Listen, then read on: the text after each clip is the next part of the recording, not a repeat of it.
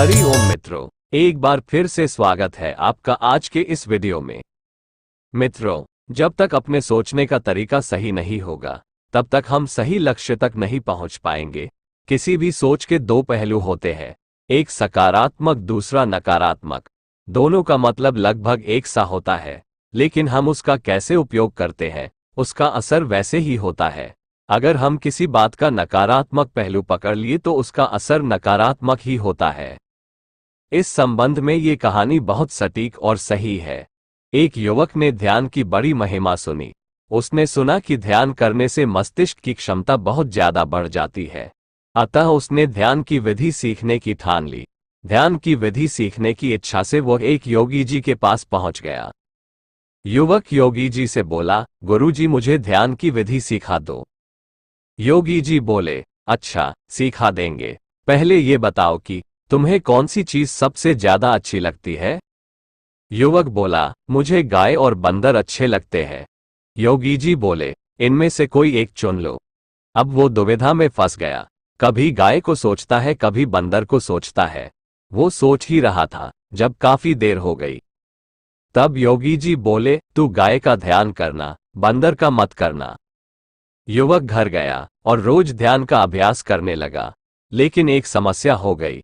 वह जितना बंदर का ध्यान नहीं करने की कोशिश करता उतना ही बंदर उसके ध्यान में आता था। वह परेशान हो गया। गाय तो उसके ध्यान में टिकती नहीं, बंदर ही बंदर आता रहता।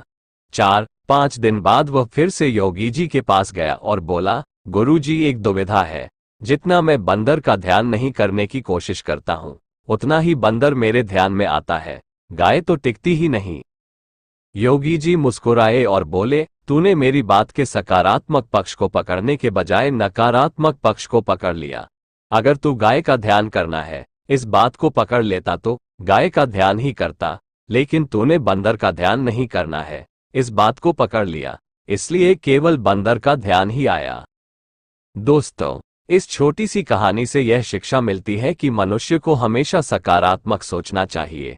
ध्यान का यही सूत्र है, क्या छोड़ना है इस पर ध्यान देने की बजाय क्या पकड़ना है इस पर ध्यान दिया जाए तो हम बेहतर ध्यान कर पाएंगे। अक्सर YouTube पर नेगेटिव थंबनेल पर ज्यादा क्लिक और व्यूज आते हैं। इससे साबित होता है कि अब भी बहुत से लोगों में नकारात्मकता के प्रति ज्यादा झुकाव है, सीधी और सरल बातों के अपेक्षा। हमेशा विधेयात्मक चीजों का ही प्रचार करना चाहिए।